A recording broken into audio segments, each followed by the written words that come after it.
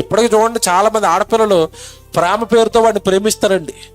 వాడు కోరికలు తీర్చుకున్నట్టు వదిలేస్తున్నారు ఈ మధ్యకాలంలో. అంటే ఆమెను పాడు చేసి ఏదో వీడియో తీస్తాడు సీక్రెట్గా రూమ్లో ఏదో కెమెరా పెట్టి, అంతే జీవితకాలం బ్లాక్మెయిల్ చేస్తాడండి. తనకు పెళ్లి అయిపోయినా సరే విడిచిపెట్టాడు. నీ భర్తకు చూపించమంటావా, నాకు డబ్బులు తీసుకురా. నీ భర్తకు చూపించమంటావా, ఒకసారి మరలా నాతో వ్యభిచారం చేయి. ఎందుకు ఈ కోరుండి జీవితాన్ని నాశనం చేసుకోవటం? ఎందుకు ఇరుకుల్లో పడటం?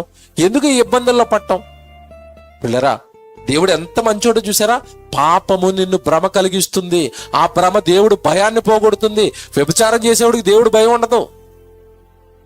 అయ్యో దేవుడు శిక్షిస్తాడేమోనన్న భయం ఉండదు. ఎందుకంటే భ్రమలోకి వెళ్ళిపోయాడు. నేను ఆనందంగా ఉంటాను, నేను సంతోషంగా ఉంటాను, ఈవిడ దేహాన్ని అనుభవించేస్తే నేను చాలా సంతోషం వస్తుంది. ఒక భ్రమలోకి వెళ్ళిపోయాడు. భ్రమండిదంతా భ్రమ. డబ్బు ఉంది భ్రమ, సంతోషం ఉంది భ్రమ, సుఖం ఉంది భ్రమ. భ్రమలోకి వెళ్ళిపోయాడు. భ్రమ దేవుడు భయాన్ని మనుషుల్లో నుంచి పోగొడుతుంది. పాపం ఎప్పటికైనా బయటపడుతుంది. పాపానికి మనుషులందరి ముందు అవమానం కలుగుతుంది.